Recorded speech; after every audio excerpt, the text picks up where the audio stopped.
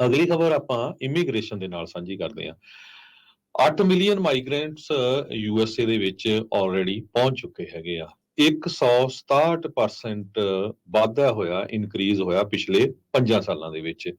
ਕਹਿੰਦੇ end of fiscal year 2023 ਇੱਥੇ ਜਿਹੜਾ ਫਿਸਕਲ ਈਅਰ ਆ ਕਾਊਂਟ ਕਰਨ ਦੇ ਲਈ ਉਹਨੂੰ ਸਤੰਬਰ 30 ਗਿਣਿਆ ਜਾਂਦਾ ਆ। 6 ਮਿਲੀਅਨ ਅਸਾਈਲਮ ਸੀਕਰਸ ਤੇ ਹੋਰ ਜੋ ਲੋਕ ਮਾਈਗ੍ਰੈਂਟਸ ਹੈਗੇ ਆ ਉਹਨਾਂ ਨੂੰ ਨਾਨ ਡਿਟੇਨਡ ਡਾਕਟ ਦੇ ਅੰਦਰ ਰੱਖਿਆ ਗਿਆ ਹੈਗਾ। ਬਾਈਡਨ ਐਡਮਿਨਿਸਟ੍ਰੇਸ਼ਨ ਇਹ ਐਕਸਪੈਕਟ ਕਰ ਰਿਹਾ ਵੀ 8 ਮਿਲੀਅਨ ਤੱਕ ਇਹ ਫਿਗਰ ਅਕਤੂਬਰ ਪਹਿਲੀ ਤੱਕ ਪਹੁੰਚ ਜਾਊਗਾ। ਇਹ ਇੱਕ ਬਹੁਤ ਵੱਡਾ ਨੰਬਰ ਆ।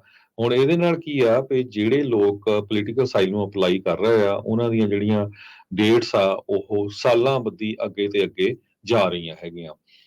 ਕਹਿੰਦੇ ਕੁਆਟਰ ਆਫ ਦਾ ਮਾਈਗ੍ਰੈਂਟਸ ਇਸ ਲਿੰਬੋ ਦੇ ਵਿੱਚ ਫਸੇ ਹੋਏ ਆ। ਲਗਭਗ 2 ਮਿਲੀਅਨ ਦੇ ਕਰੀਬ ਲੋਕ ਜਿਨ੍ਹਾਂ ਦੇ ਉੱਤੇ ਡਿਪੋਰਟੇਸ਼ਨ ਦੇ ਜੋ ਤਲਵਾਰ ਆ ਉਹ ਲਟਕ ਰਹੀ ਹੈਗੀ ਆ।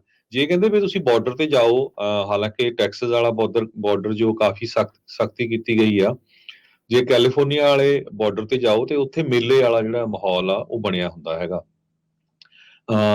ਪਿਛਲੇ ਕਹਿੰਦੇ ਭਈ 31 ਤਰੀਕ ਨੂੰ ਕੱਲੇ ਇੱਕ ਦਿਨ ਦੇ ਵਿੱਚ ਹਜ਼ਾਰਾਂ ਦੀ ਗਿਣਤੀ ਦੇ ਵਿੱਚ ਲੋਕ ਆ ਉਹ ਕ੍ਰਾਸ ਕੀਤੇ ਹੈਗੇ ਆ।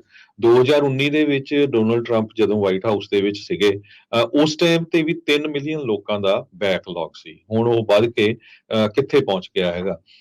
ਤੇ ਟੈਕਸਸ ਦੇ ਗਵਰਨਰ ਗ੍ਰੈਗ ਐਬਟ ਨੇ 60 ਮਿੰਟ ਦੀ ਇੱਕ ਇੰਟਰਵਿਊ ਦੇ ਦੌਰਾਨ ਦੱਸਿਆ ਕਿ ਪ੍ਰੈਜ਼ੀਡੈਂਟ ਬਾਈਡਨ ਹੁਣੀ ਜੋ ਸਦਰਨ ਬਾਰਡਰ ਆ ਉਹਦਾ ਕੰਟਰੋਲ ਲਾਸ ਕਰ ਗਏ ਹੈਗੇ ਆ। ਸੋ ਕੋਈ ਜਿਹੜੀ ਸਿਚੁਏਸ਼ਨ ਆ ਇਸ ਟਾਈਮ ਬਹੁਤ ਜ਼ਿਆਦਾ ਬਣੀ ਹੋਈ ਆ। ਦਸੰਬਰ ਪਹਿਲੀ ਤੋਂ ਲੈ ਕੇ ਦਸੰਬਰ 31 ਤਾਈਂ 3,02,000 ਮਾਈਗ੍ਰੈਂਟਸ ਜੋ ਯੂਐਸਏ ਦੇ ਵਿੱਚ ਇਲੀਗਲੀ ਐਂਟਰ ਹੋਏ ਆ। ਕਸਟਮ ਤੇ ਬਾਰਡਰ ਪੈਟਰੋਲ ਦੇ ਜਿਹੜੇ ਰਿਸੋਰਸਸ ਆ ਉਹਨਾਂ ਨੇ ਦੱਸਿਆ ਆ, ਕਹਿੰਦੇ ਵੀ ਇਹ ਸਿੰਗਲ ਮੰਥ ਆ ਜਿਹਦੇ ਵਿੱਚ ਸਭ ਤੋਂ ਜ਼ਿਆਦਾ ਲੋਕ ਜਿਹੜੇ ਆ ਐਂਟਰ ਹੋਏ ਹੈਗੇ ਆ।